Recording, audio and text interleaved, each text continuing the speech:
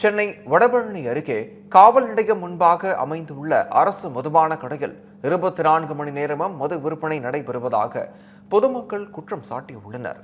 Power house signal அருகே உள்ள டாஸ்மாக் கடை மதியம் 12 மணி அளவில் திறக்கப்பட வேண்டிய நிலையில் காலை முதலே திறக்கப்பட்டு மது விற்பனை நடைபெற்று உள்ளது. அதில் ஜிபே செய்யும் வசதி, குளிர்பானங்கள் உள்ளிட்ட இதர வசதிகளும் செய்யப்பட்டு உள்ளன. ஆரம்ப சுகாதார நிலையம் அருகிலும் காவல் நிலையத்திற்கு எதிரிலும் அமைந்துள்ள இந்த டாஸ்மாக் கடையில் தங்கு தடையின்றி காலை முதலே மது விற்பனை நடைபெறுவதாக பொதுமக்கள் குற்றம் சாட்டுகின்றனர். இது தொடர்பாக பலமுறை புகார் அளித்தும் காவல்துறையினர் நடவடிக்கை எடுக்கவில்லை என தெரிவித்த அப்பகுதி மக்கள் கடை ஊழியர்கள் மீது உரிய நடவடிக்கை எடுக்க கோரிக்கை வைத்தனர். வணக்கம்.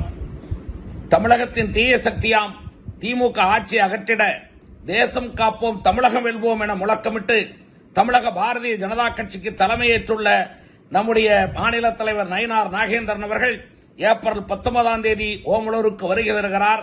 நம்முடைய பெருங்கோட்ட நிர்வாகிகளை சந்திக்கிறார். ஆழ்த்திட வாருங்கள், எழுச்சியோடு முழக்கமிட்டு வாருங்கள் என்று உங்களை அழைப்பது பெருங்கோட்ட பொறுப்பாளர் KP ராமலிங்கம். நன்றி, வணக்கம்.